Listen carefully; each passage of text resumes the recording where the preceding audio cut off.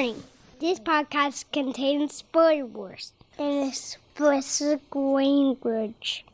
Listener discretion is advised. Scaredy Cat, have a scary chat. Scaredy Cat with Rob and Ash. Welcome back to Scaredy Cat. I'm Robbie. And I'm Ash. And this is the podcast where one person who loves horror films And someone else who generally falls asleep during them. watch, review, and talk about those films. I mean, isn't reviewing just talking about it? Don't ruin my threes. I'm sorry. I have 3 things to say. It makes me feel better, Okay. so I say them. All right. How are you? I'm good. How are you? I'm good.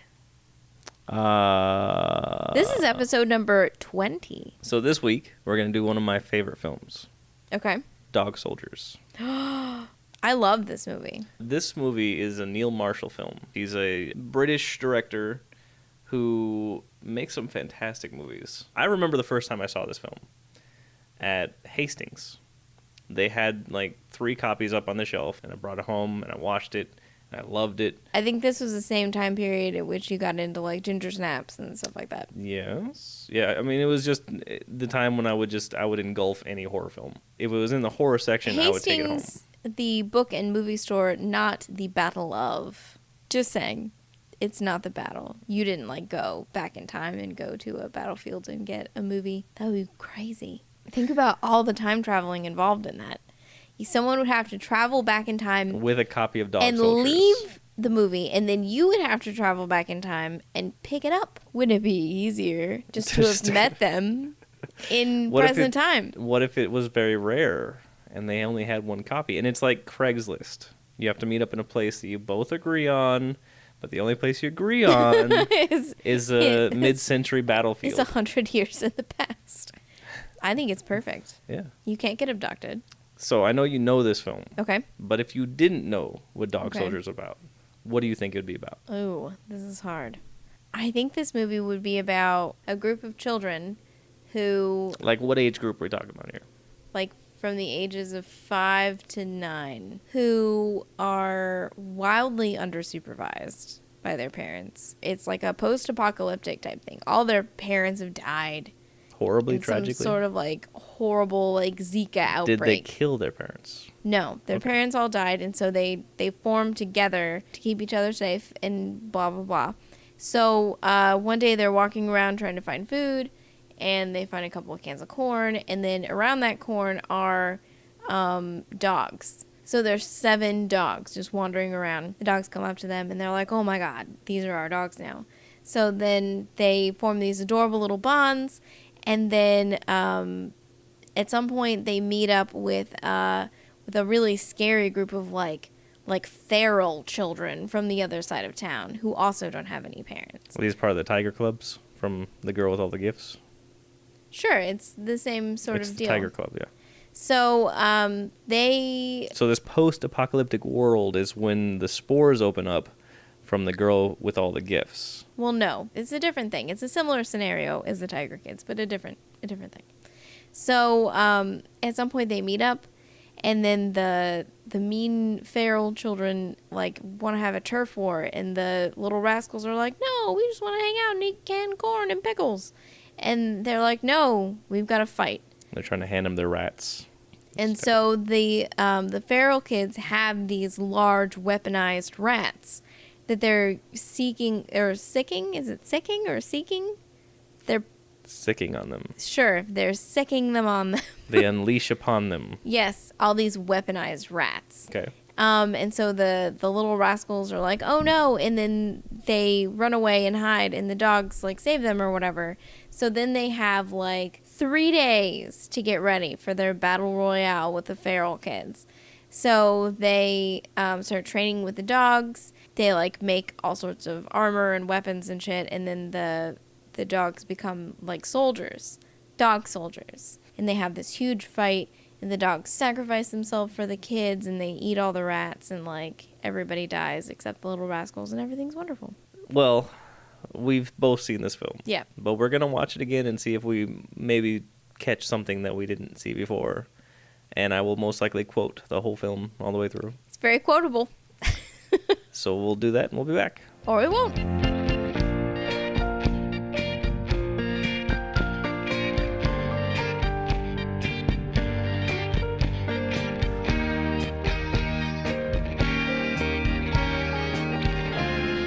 All right, we're back. That was Dog Soldiers 2002. It's the same film as I remember. Still fucking awesome. Haven't seen it in a while though. I've forgotten how dated a lot of the outfits were. What? We'll get there. We'll get there. What? This is a fucking classic. Mostly hairstyles. Whose hairstyle? The beginning. This is a fucking classic. Don't even. So this I have zero negative things to say. None. Not a single fucking thing. I've got a few. You will get no conjecture from me. None. So let's start off with the cast. Okay. We've got director, writer, and editor Neil Marshall. Oh, This he is- was busy. This is his first film too. He also did The Descent, right? He did The Descent. Also fucking awesome. So check this out. This is some of his films. He did The Descent. He did Doomsday and Centurion, both okay films. I wasn't as enamored by those films as I was The Descent and Dog Soldiers, but they're still pretty good films. And then after that, he went on to do some TV. He did Game of Thrones. He did like He directed 2 or 3 episodes. Okay. He directed Westworld, a couple episodes of Westworld. Loved Westworld. Didn't like how it ended. He is slated to do the Hellboy reboot. I'm so excited about this. Hellboy is my favorite comic book character of all time. I love Hellboy so much. I'm sad that Guillermo del Toro and Ron Perlman got turned down to do another movie, but I'm so excited to see what he's going to do with it. Yeah. And who's the guy that's going to play Hellboy? Oh my goodness, it's the guy from From Stranger Things, the Stranger Things, sheriff the or whatever. yeah. I'm so excited about all of this stuff. He's also going to do Skull Island, the sequel to the one that just really? came out. He's slated to do. It's called The Blood of Kong. I heard that was very, very good. Like, just pure monster movie good. Mm. And that John C. Reilly was fucking amazing. He's also right now working on Lost in Space, a TV show, a revamped TV show. Lost in Space. Is this like Lost, but now they're in space? No, Danger Will Robinson, the Oh. old TV show. I don't know what you're talking about. You don't know Lost in Space? No. What? What are you talking about? Hang on a second.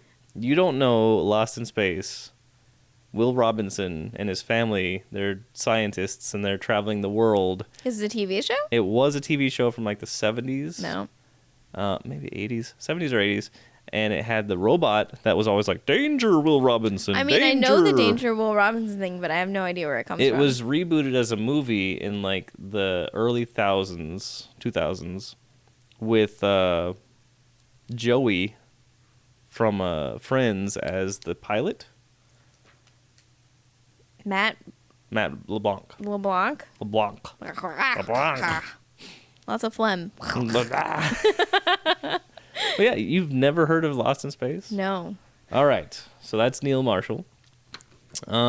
As Really fun guy, I feel. it's got Sean Pertwee as Sergeant Harry G. Wells. Did an excellent job. I love Sarge. Every single name here is pretty much a Easter egg to somebody.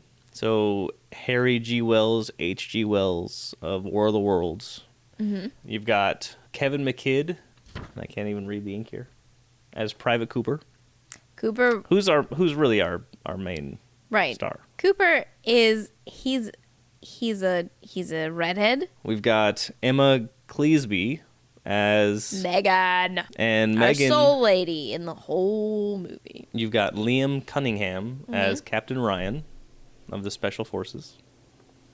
Thomas Lockyer as So, hang on. So, Captain Ryan is like our bad guy. yeah, he's the closest thing to a bad guy this film's got. I mean, besides the werewolves, but like, he is like douchebag extraordinaire. Thomas Lockyer as Corporal Bruce Campbell. Oh, Bruce Campbell. That's funny. Was That is funny. I did not even connect those. Well, they dots. only call him Bruce in the film, just like Right. Sergeant Henry G. Wells is only ever referred to as Sergeant Wells.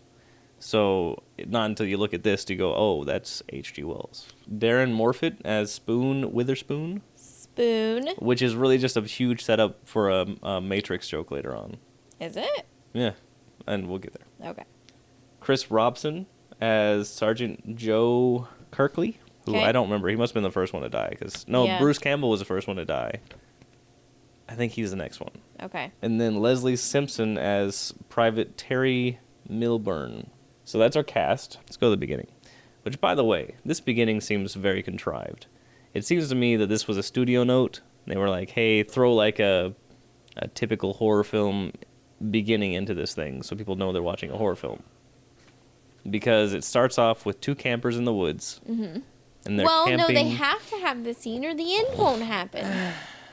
It's true. But you get like two intros, really. Yeah. Actually, you get Well, three. three, You yeah. get three intros. I felt like one of these could have been lost, and it would have been fine. No. I mean, you need all of it. So It's all necessary. There's nothing wrong with this film. we'll see if you continue to think this as we go. So there's two campers in the woods, husband and wife, girlfriend and boyfriend. Who knows what the fuck they are? Brother and sister. Hopefully not brother and sister. But they're wearing very, very 90s clothes. It almost looks like they just asked them to wear whatever they were wearing out that day. Well, this is Well- 2002, so early 2000s clothes. Including the husband slash brother slash boyfriend, whatever he is wearing the left piercing, which was really, really common in the early thousands. Right, that was the one that meant you weren't gay. Right. It was, and he had... I still remember having this conversation with someone, like, if you pierce the right ear, it means you are gay. If you pierce your left ear, it means you're not gay. If you pierce both of them, who knows? But he also had that douchebag hair, like The just, butt crack hairs? No, it was just like laid down. Like it was like he flattened it out, and Oh, I see. So- Is it douchebag hair? it looked like that combined with the earring, just the whole thing read douchebag. He seemed like a nice guy to me. He just got a new job. Yes, he did, and he bought his girlfriend slash wife slash sister a No, trinket. she bought it for him. Wait, was it? I thought he gave it to her. No, she gave it to him. That's right. She says that She you're... gave him a silver letter opener for no reason Well, in she the said middle of the woods. you'll still need something Every knight needs a sword right. or something like that. So here's a letter opener. In the middle of the woods. Which, by the way, is one of the most useless things to have in your junk drawer. A letter opener. Because a knife will do that. or like your Your finger. finger will do that. Just rip the top of the letter off. There's so many ways to do that without a fucking Scissors. left. A letter opener is that thing you stab your finger on whenever you dig around in your junk drawer. I don't know. I feel like that's sort of lost on our generation. Like I feel like letter openers and like well-fitting suits Thimbles. and like tailored shit. That's real man stuff, and that's like lost on our generation. Gold watches. Yes. So she gives him a letter opener in the middle of the woods for no reason. Right. So they go in the tent. There's a lot of transition effects in this movie. Dissolves on everything. Every scene dissolves out of itself. So we dissolve from them sitting in front of the camp, or in front of the tent, to them inside the tent.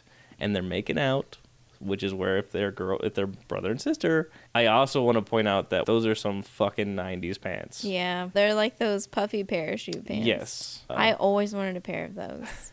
My mom would buy them for me, though. So as he's unzipping her pants, they hear a noise. They both simultaneously look, and you see the zipper of the tent start going down. Up. Whatever way opens the tent.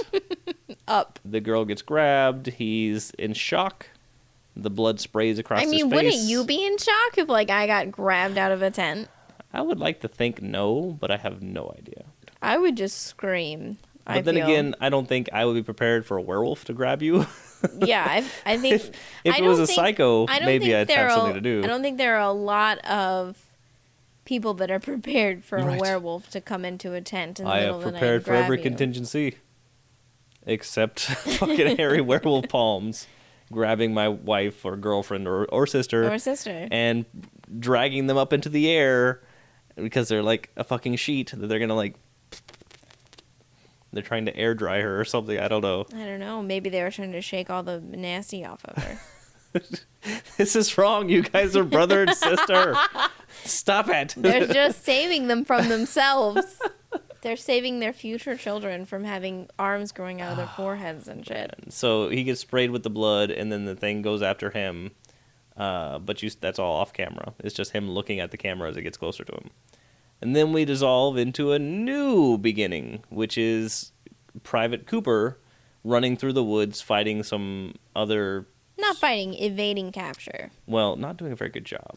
Well, they said when they caught yes. him that he had been evading capture for 22 hours. They said that. Which I would like to see you do that for 22 hours. No, we've established what happens when I try to evade capture.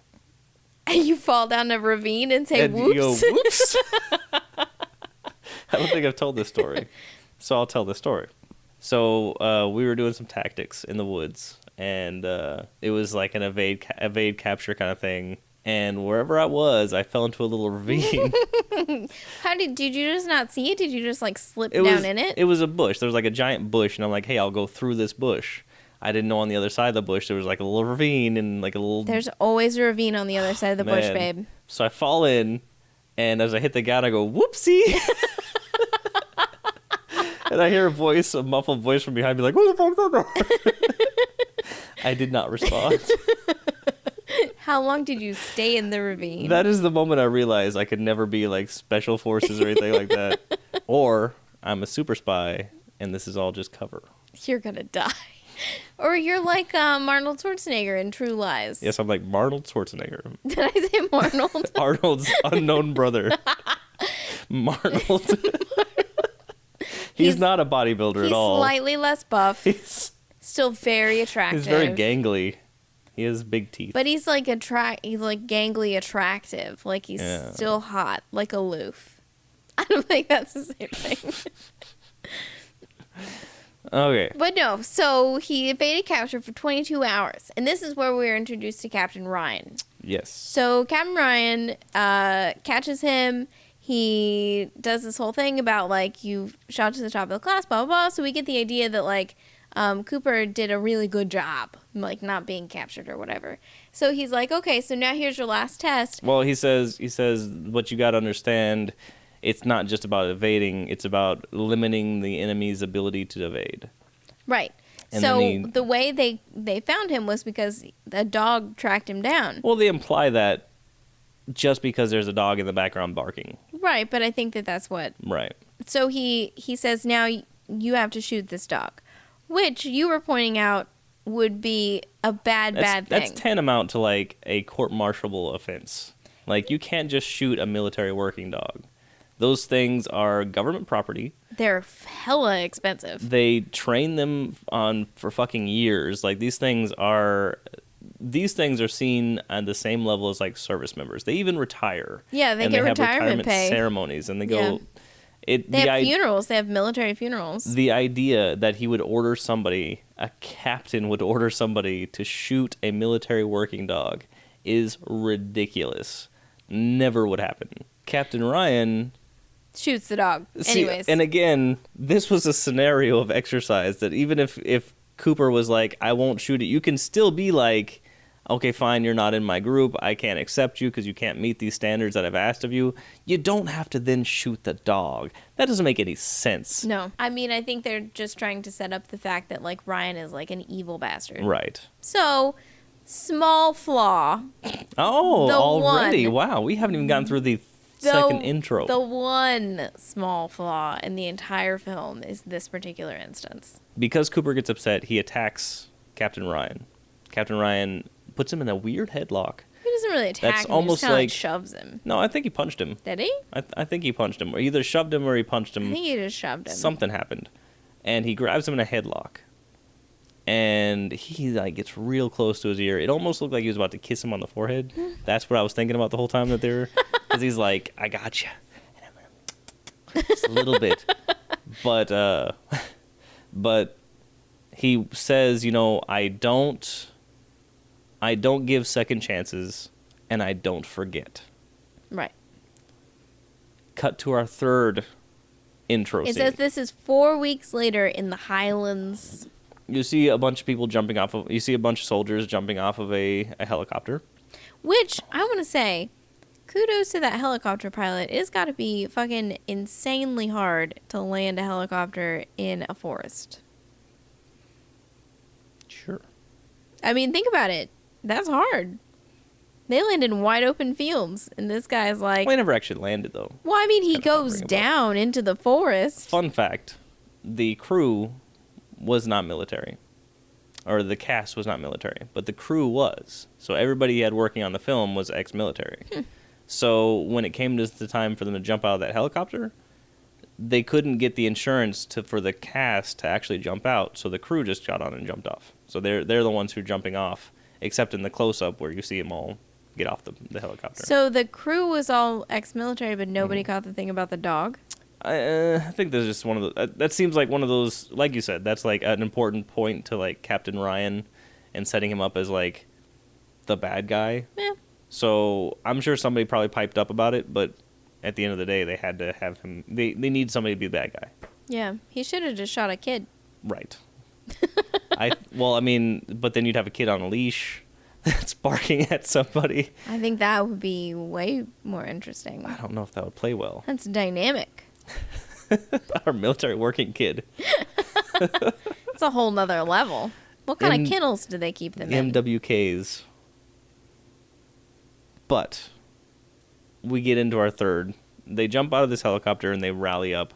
You get introduced to all of our players. You've got Sergeant Wells. You've got Spoon. You've got Terry. Terry, We got Bruce. Cooper. So this is Cooper, the guy who failed out of Special Forces selection. This is his unit. So these are his normal people. I also want to say, what a hell of a career this guy's had as a private. Yeah, that he was already... He's already been like, Maybe the Scottish Army works right. differently. He's already Doesn't applied. Army promote fast, though?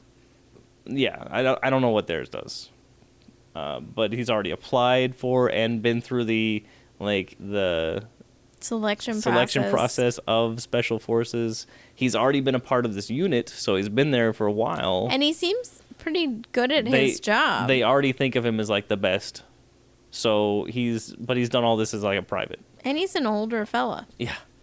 So many times Sergeant Wells tells him, I'm sorry that you didn't make it into Special Forces, but honestly, they're a bunch of assholes, and we need you here. And we'd rather have you here. Yeah, Right. like there's like a neat friendship between Sergeant Wells and Cooper. I have to get through all my notes about military working dogs. So. So They ran past some yaks. Did you see the yaks? No, Yeah, they ran past 2 yaks. I didn't see any yaks. Oh, that's crazy. So we find out that this is an exercise. I did write down some quotes that I needed to bring up. Sergeant Wells right off the bat says that he expects nothing less than gratuitous violence from the lot of you. One of my favorite lines for the film. And then, and he says, even though we're firing blanks, doesn't mean we have to be thinking happy thoughts. Also one of my favorite quotes. And then when Cooper is relaying to them where they're at, he says, we're wrapped tighter than an Eskimo's nutsack.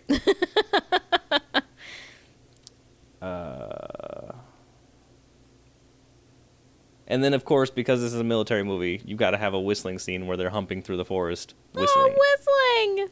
That was cute. I liked that. So we find out that this is an exercise. It is this group of guys versus Special Forces, and they're trying to... We don't really find out what they're trying to do. I guess they're trying to get from point A to point B without being intercepted in any way.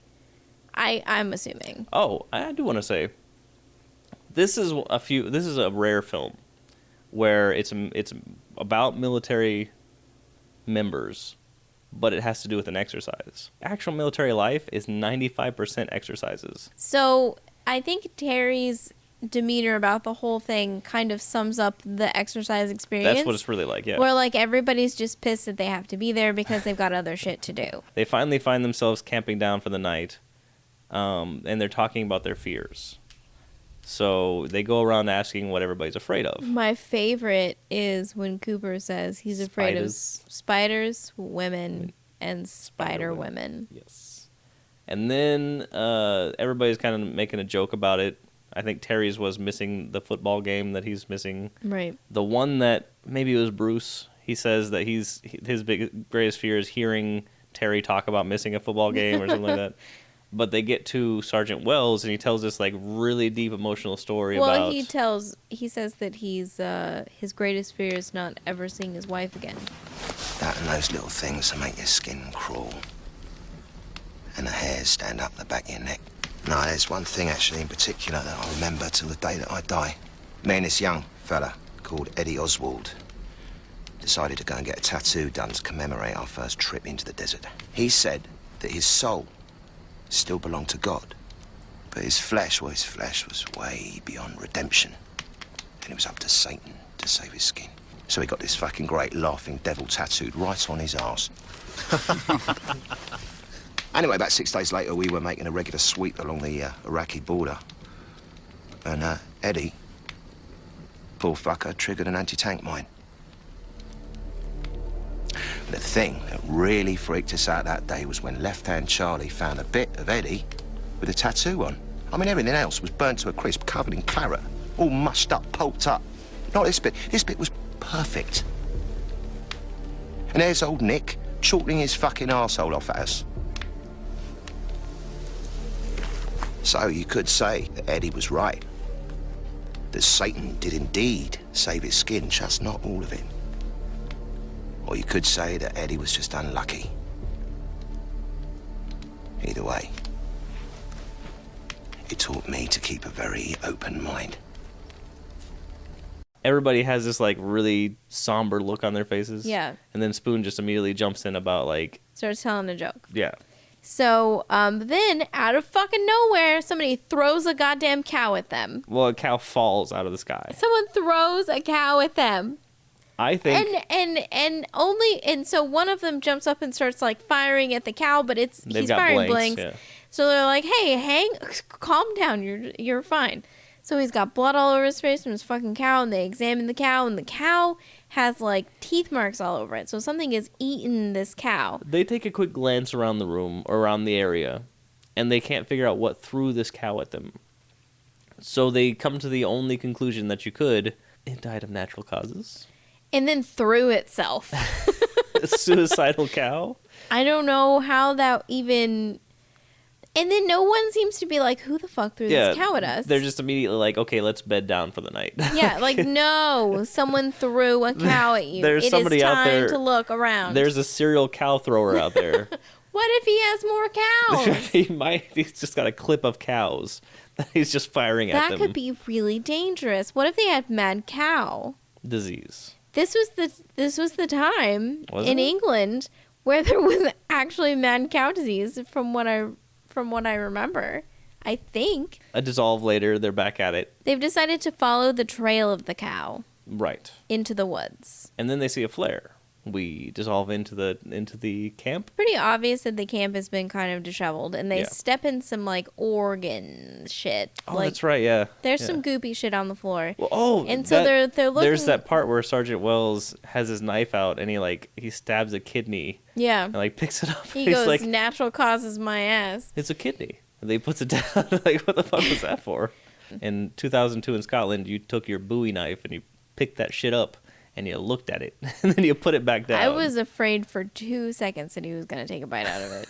Just need to see how fresh it is. Just like He licks it. 2 hours old. 2 hours old. The cow died from dysentery. I probably shouldn't have licked that. Now I have dysentery. So they step in some goopy shit. They see a whole bunch of guns laying around. And then they're like, oh, fuck, these people all, where are they? Like, what happened to them? And then Ryan pops out of nowhere. He looks like fucking hell. He says, help me. He says, help me. He looks very, very distraught. He is knocking on heaven's door. So Cooper picks, that was a good one. So Cooper picks him up. And And he's like, I know this guy. This is Captain Ryan. He's with Special Forces, blah, blah, blah. And so, this is the one thing. so Ryan keeps yelling, it was only supposed to be one. Like, as they were pulling him out of where he was hiding. Nobody thinks to ask, what the fuck are you talking about? Well, he's just, like, he's badly injured, and they're worried about hypothermia. And he's just saying over and over again, it was only supposed to be one. It was only supposed to be one. So then they know that something pretty fucked up is happening. And they try to call on the radio. They can't. It's not working. They also find out that their radio had been tampered with, right, so that they couldn't call out. And there was a bug in their radio. Like there and device. and they look around the camp and there's a bunch of fucking weird shit. Like there's a whole bunch of spikes and stakes, and there's like a slew of garlic. Like there's a lot of weird shit in the camp, and they're like, man, what are they out here doing? And then one guy goes, Cooking, it looks like they were on a zoological mission. So they get attacked by the werewolves. Yes. We don't see the werewolves yet, but we see werewolf vision. Yes. Which in this film, and this is something I've always had a pet peeve about with this film. Their werewolf vision is really just shot in daylight, black and white. I mean, don't hate on it too much. I wish they could have come up with something a little different. It's a charming enough movie to overcome Very that. charming, love it very much, but I hate the werewolf vision. Okay. Well, no, I mean, it makes sense because dogs only see in black and white. So, like, that's what it But is. that's It's not black and white true. vision. In 2002, it was true. It was just bad science in 2002. Well, that's what we thought in 2002. It turns out that dogs see very muted colors. Muted colors. They're moot point colors. They're doing very military tactic-y things like covering each other with cover fire and running along. And then... So while they were at the camp, we skipped this part, but while they were there, they ditched all of their fake Yes. weapons and picked up live rounds and junk. To which Sergeant Wells says something along the lines of, if this is now a live fire event, so if Little Red Riding Hood jumps out with her 3 little wolves or something like that, I expect you to chin the bitch, I believe is what he says. Something along those lines. Something adorable. So they're running along, and Bruce Campbell gets separated from the rest of them. Yes. And he runs right into a fallen tree. And He it impales himself. impales him all the way to like the 3rd knuckle in tree terms. Yeah. It's pretty deep. It's so deep that you're like, really, he ran that fast into it? Like, is he the Flash? He was really scared. He was, because his weapon jammed when he was trying to shoot at one of the werewolves that he saw coming towards him. Well, at this point, we've only ever seen like a Shadows. flash and a shadow. He gets impaled, and he has enough time to be like, and then the werewolf pulls him off. Yeah. So Sergeant Wells is looking for him, and he stumbles across his body. At the same time, he gets attacked, and there's a part where he like rolls under a log, and you see a hand grab out for him, and so this is the first time you see like a werewolf claw. He cuts his tummy. And then he gets like swiped across the chest, and his guts fall out. Yeah. Cooper runs up and has one of my favorite lines from the film. Oh, can I say it? Go ahead. Okay. So Cooper runs up, and Sergeant Wells says, my guts are out, Coop. And Cooper says, we'll just put him back in again. He's like, they're not gonna fucking fit. He's like, sure they are. Or of course they are, I believe is what he says. They shove him back in. It was... However, from Their here on out... relationship is so sweet. From here on out, this whole rest of this chase scene, every time Wells falls or, like, stumbles, you're like, oh, the guts! Oh, the guts! Like, what happens when you're... His poor intestines. Be careful with that. And, like, that's pretty much a game ender, isn't it? Like, having your guts cut. The way that they talk about it is, like, you're gonna get cut. Like, accept the fact that you're gonna walk away with some slits. The idea is to not let them slit anything vital. A lot of people put their hands up defensively. That's dangerous because Right. now your wrists are right there. So you want to instead like wrap your fists around and have them to the back because there's not really a lot of veins on the back. Well, there's veins, but there's not, like, arteries. The best thing to do is to get control of the knife. Go for the knife. Well, unfortunately for all of these fellas... And not the tough guy, like, grab the blade. because that shit will just rip your hand right in half. Right, and then you're fucked. Grab the hands holding the knife. That's your best bet. That makes more sense. Unfortunately, for all of the people in this film, the knives are attached to the werewolf's fingers. They've got 5 of them. So there's really each hand. nothing that you can do. That didn't stop Spoon later on, though. That's true. We'll get into that fight, because that fight is also just a little bit of bullshit. A lot of awesome, a little bit of bullshit. Zero bullshit. This movie is perfect. Spoon spots a truck coming up. So he does the exact fucking same thing that happened in Raw. He jumps out in front of the truck, Oh, that's right. rolls out in front of it, and then is like, stop. And then luckily she stops rather than swerving off into a tree so they could then eat her corpse. True. They get away. Yep. This is where we meet Megan, who takes them to our curly-haired heroine for a minute. Yeah, she takes them to a cabin. Those people aren't home. There's still soup on the Stove. the There's stove. bread on the table. The fire's lit. And there's not even any flies yet. So, like, this is all very This is fresh. new. So they start field dressing Sarge's wounds. They start talking to Megan about where these people could be, like where the town is. She tells them that this family has lived in the Glen for generations. She doesn't know where they could possibly be.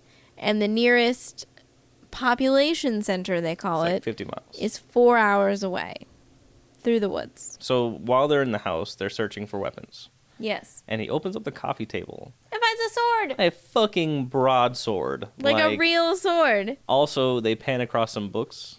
And one of the books was titled Strip Poker. Which You leads me to pointed that out. believe- I did not see that. Leads me to believe that these people are into some kinky shit. So, they need to fix up Sergeant Wells. Also, Captain Ryan is getting more and more brave. Like, Yes. he's come back from the edge of... He's starting to kind of perk up a little bit. Yeah, he's starting to get all quippy. Which is a little bit suspect. Right. He's getting more and more lippy, I believe is what you would say. Yep, lippy. He's a lippy bitch. That's what I would say. So they take Sergeant Wells upstairs, and Cooper has this whole speech about superglue, and how superglue was really made for... Is that true? I don't know. I've never looked it up. So while they're fixing him up, Cooper asks Megan why she's in the woods, and she says she's been there for 2 years. She's a zoologist, and she came to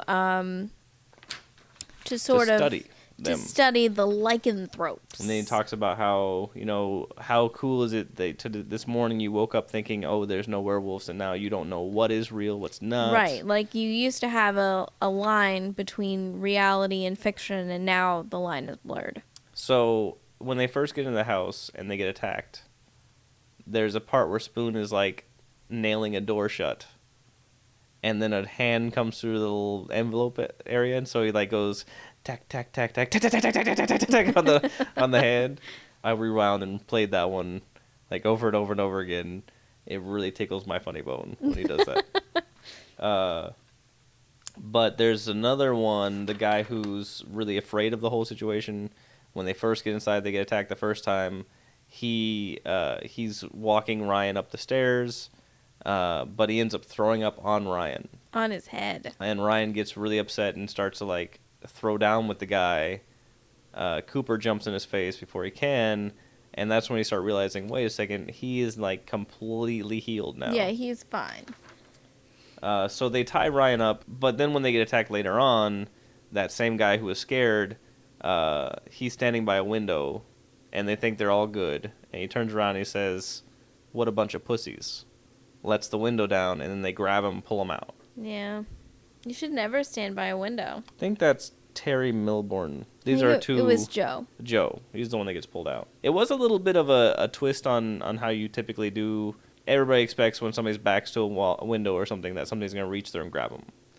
So him letting the blinds down was kind of like a winky winky nod to that idea, because the music hits at the same time he lets the blinds down, and then the hands come through and grab him. Yeah. Megan tells them that the family keeps a car in the barn, and if they go, she doesn't know where the keys are, but if somebody wants to go hotwire it, they can't. So I think Private Terry is the one who says he can do this. Yes. And they say, but we need somebody who's a loudmouth braggart No, they said fast, we loudmouth. need something fast and loud as a distraction. Right, and they all look at Spoon. And Spoon's like, what? What are we talking about? So Spoon jumps out of the house, and he lands on his feet. And that is amazing to me. Like, I'm sure he didn't jump from the actual second story, but if he did, that's some acrobatic shit. Well, Like, he's a small guy. Maybe he is pretty acrobatic. he goes out there, he lights a flare, and he's like, he does the soccer thing. He does yells, "Come and have a go if you think you're hard enough," which always makes me think of Thin Blue Line. Yeah. If you don't go away, boom, boom. I'm gonna stick this baton, boom, boom, Boom. where the sun don't shine, boom, boom. Oh, also Thin Blue Line with Rowan Atkinson, if you haven't seen it, do. basically taunting them. He's like, come on, come on. He's got his hands up. He's like waving at them. And He's like waving a and flare shit. around. So they start coming after him. Terry jumps out. The other side, He runs to the barn. barn. He gets in the car. He hotwires the car. And as soon as he hotwires it, the lights come on. And you can see The Joe. lycanthropes. the lycanthrope is eating Joe. Right there. So it picks up Joe's head. And Joe like reaches his hand out towards Terry. Yeah, and then he rips his head off, throws it at the car. So Terry drives out of the barn, and he drives up to the front. And as he's sitting there, they have this puff of air, or you see like hot breath that comes out from the back of the thing. So Terry has this great line where he goes, You're behind me, aren't you?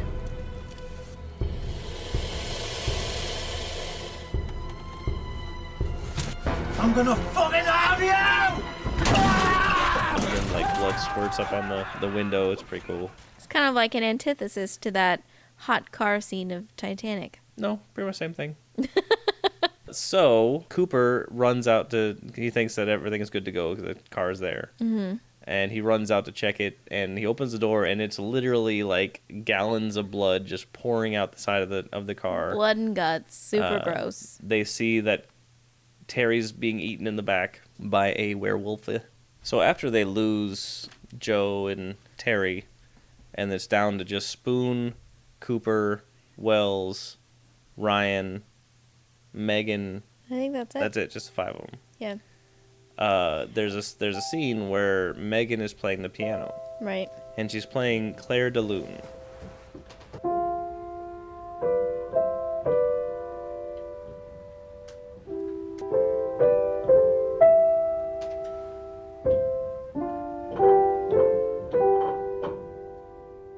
This song pops up in more movies than the fucking Wilhelm scream.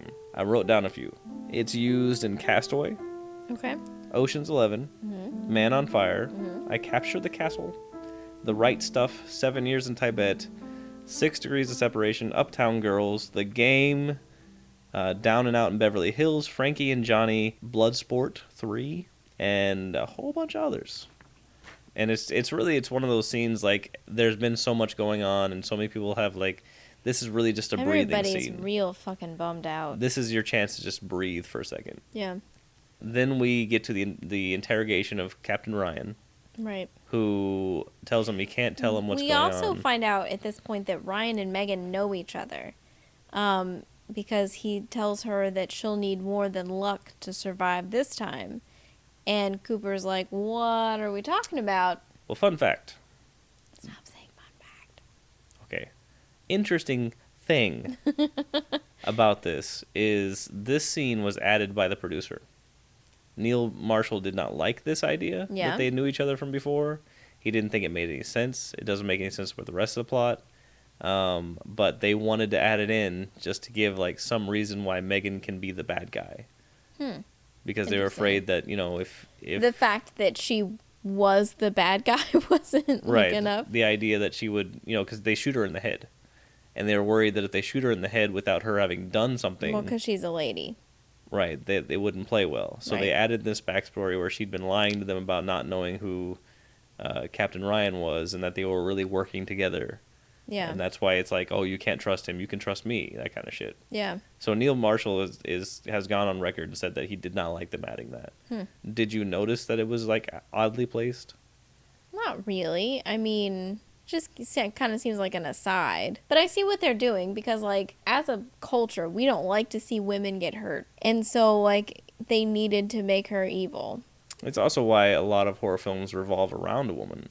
Right. Because we tend to really feel for women more than we feel for men. So, Captain Ryan, while being interrogated, starts changing. He tells them that it was his job to bring them there because the military saw what was happening in the woods. They saw that a lot of people were disappearing, that there were these like werewolf type creatures running around, and there's a unit in the military that takes like dolphins and teaches them how to set bombs and shit like that, and that trains the dogs and all this other shit. Special weapons unit or something Yeah, like that. something like that. And so they saw an opportunity with the werewolves, so they sent out... Or they werewolf, because they thought it was just Right, one. they thought it was just one, which I don't know why they thought that.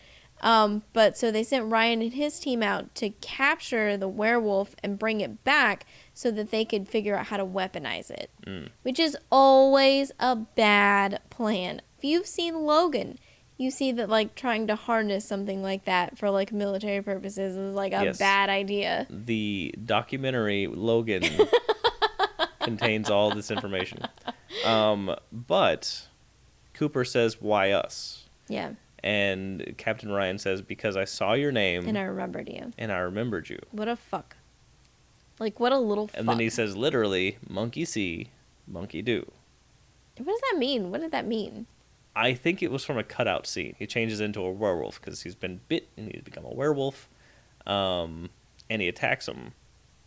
It was actually a pretty cool scene. It's got that trope where like the fingernails go across the table, but the way that the actor Liam Cunningham does it, like it's very creepy and Like, Deformed. jilty.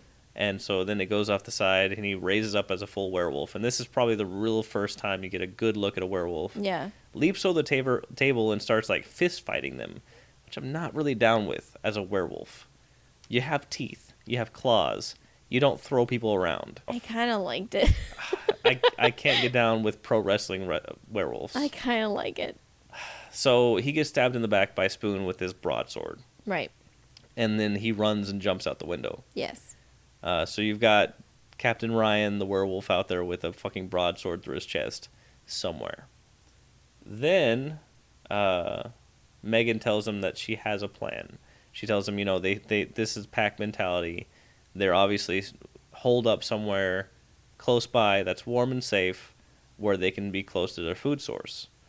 And then that's also when Sergeant Wells realizes, oh, these are the people that live here. Right. Like the werewolves that are here, they're not going home, they are home. Right. So this isn't going to end. So they decide to blow up the barn.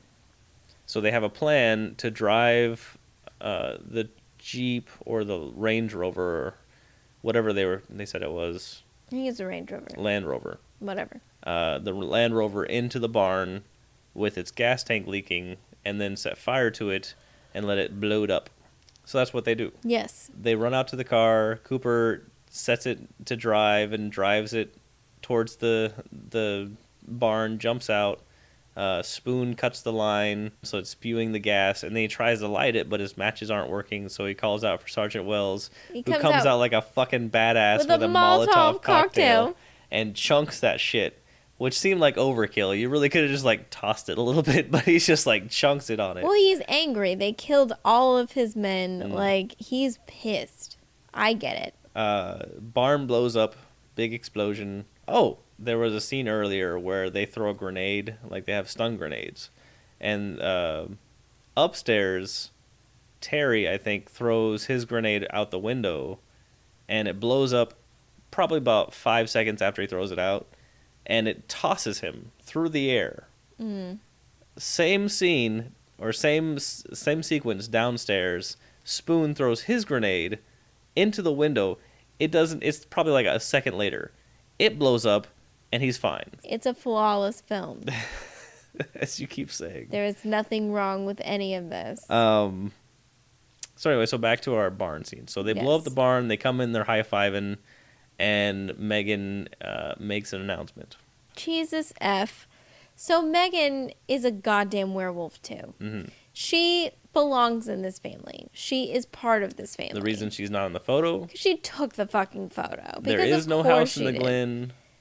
She lives there with these people. She's like, do you think I wanted to be part of this fucked up family? I didn't.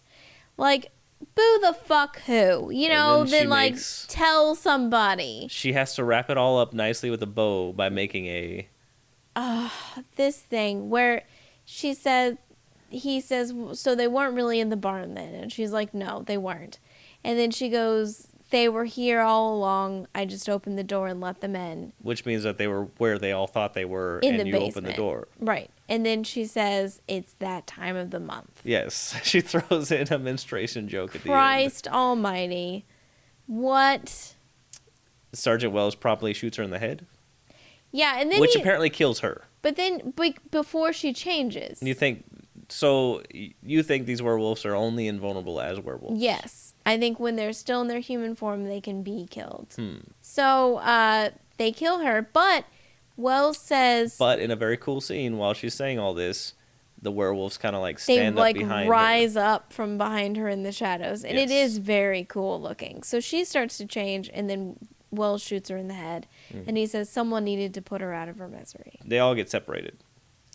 Spoon ends up downstairs hiding in the kitchen.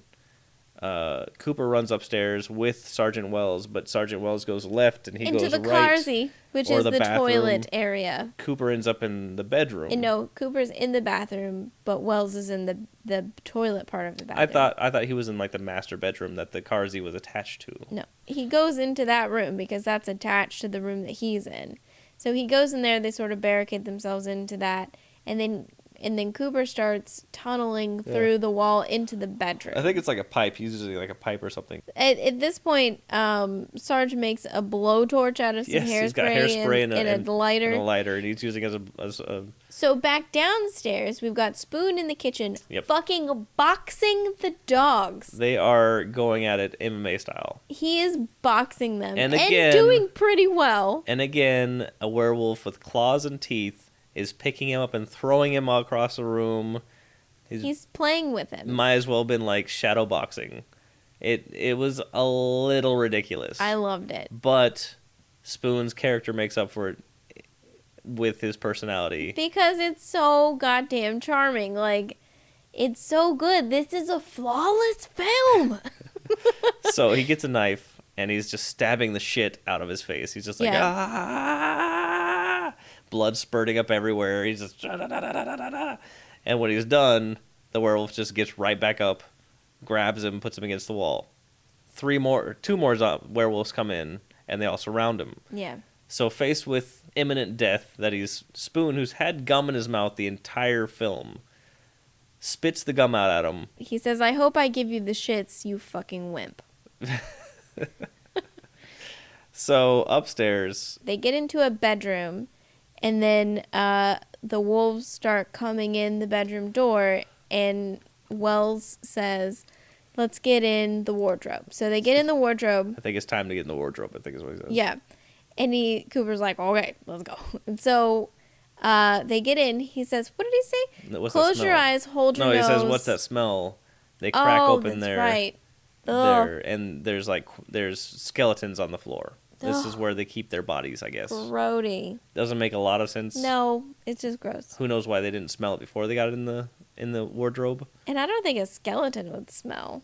So Sergeant Wells grabs out his weapon. He says, "Open your mouth, plug your ears, and mind your toes." Yeah. And then he shoots out the floor, and they fall down to the first story.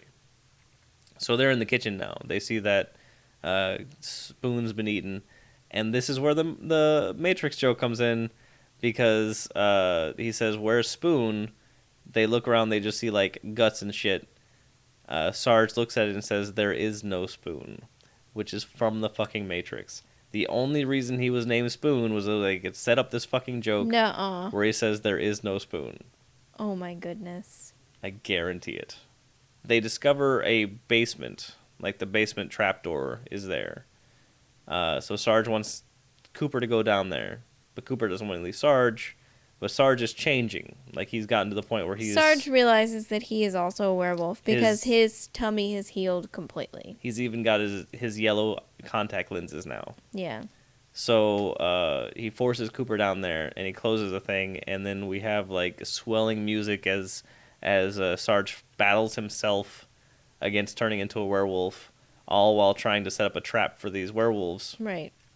He pulls the gas line in the stove. He douses the pilot light with water, and then he takes the gas line out and chops it in half. And the werewolves come in, they knock the lighter out of his hand, and so instead he just takes his fist and he hits the oven as hard as he can, causing the pilot light to start. Or he hits the pilot light, I guess. Pilot light turns on, everything blows up, the house blows up. Downstairs, Cooper's fine, because we dissolve into Cooper being downstairs now. He's looking around, he's discovering that this is also like their fucking... body storage. Yeah, this is like their... Which, this is just under just like a plank wooden floor. Yeah. It would stink to high heaven. However... in that whole house. Basements are cool. Could be like a cooler... I don't think it's cool enough. area for body storage, I guess. I just don't know. But Captain Ryan is down there too. Jesus fuck, still a goddamn werewolf. One of the bodies that you see in the basement, or two of the bodies, are the hikers. They're Yes. the people that we met in the beginning that got drug out of their tent. So while Cooper is like, I guess Ryan like punched him or something stupid. So he's down on the ground trying to find something to 'cause- defend himself. Yeah, they're in their own hand-to-hand combat thing now. Right. So he's trying to find something to defend himself with. However, And he comes across... before that happens, because the broadsword is sticking out of his chest, he takes Cooper's face and he like forces the sword into his mouth. And like you see his teeth like wrapping around the sword and opening up as the sword goes in. That's right. Pretty nasty scene. It's gross.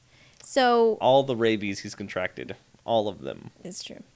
So Cooper is on the ground, kind of looking around for something to defend himself with, and he comes across the hikers' silver letter opener, bringing Completely- us full circle back to the beginning. Completely obsolete letter opener. Made of silver. Pure silver. So glad she gave him this on their fucking hiking trip. So he takes it out, stabs him, Cooper dies. Or fucking Ryan dies.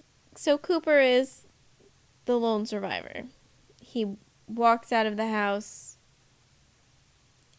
to, I guess, walk 50 miles to the next town. And we're done.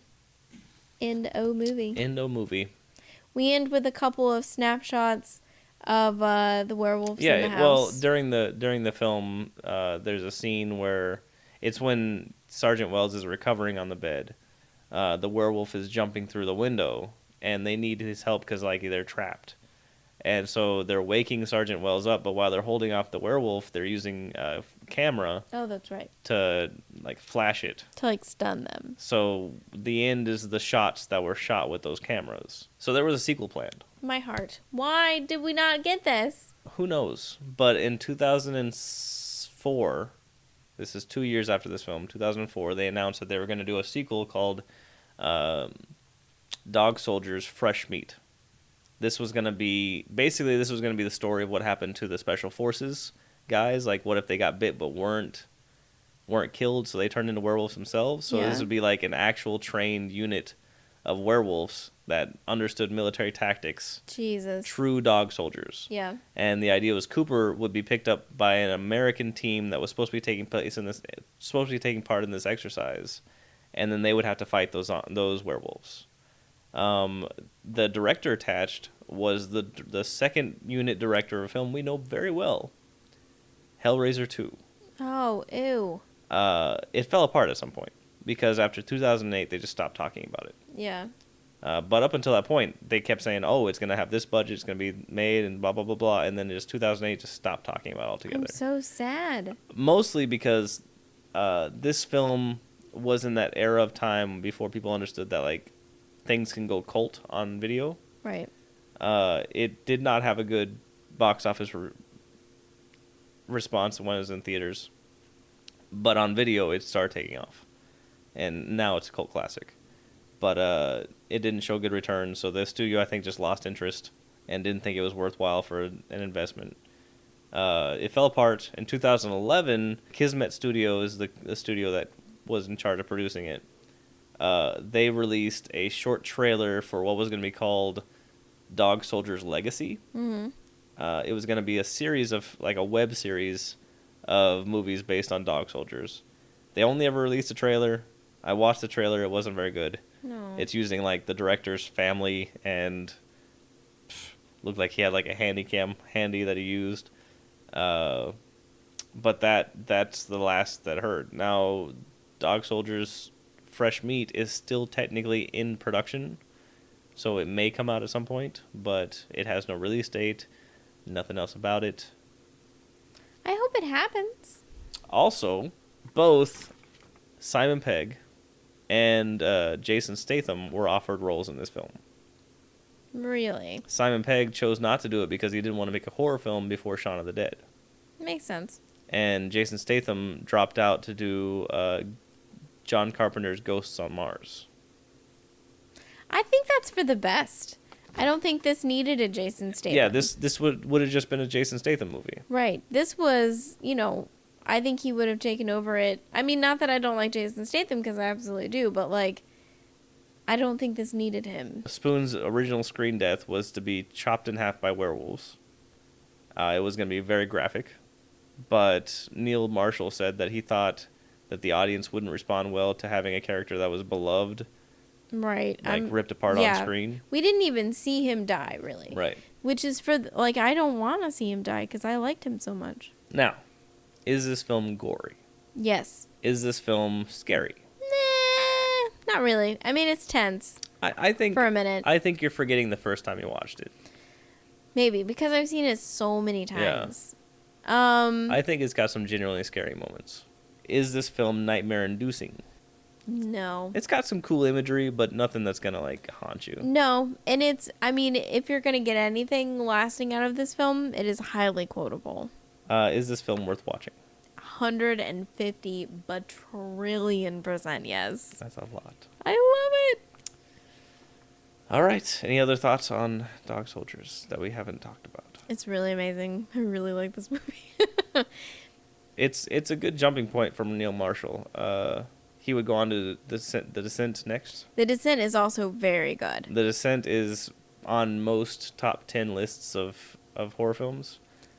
It's one of the last movies that we saw before we had our first kid. Do you have any thoughts on Dog Soldiers? I love Neil Marshall. I think he's a big part of why I love horror films so much. For every flaw that it has technically, 0. it makes up in personality. Yes. This does. The writing on it is good. Thanks to Brandon Tuzio for our theme song. Yes, thank you, Brandon. Hear more of his work on soundcloud.com/Brandon Tuzio. You can interact with us in any way you choose on Twitter, Instagram, or the Book of Face. Yes, all at Scaredy Cat Pod. If you like what we're doing, rate us and review us on iTunes Or wherever the else. fuck you get our podcast, and tell us what we should do next. Other than that, adios muchachos. Ta-ta! For now. What is it? TTFN ta-ta for now? Yeah. TTFN ta-ta for now.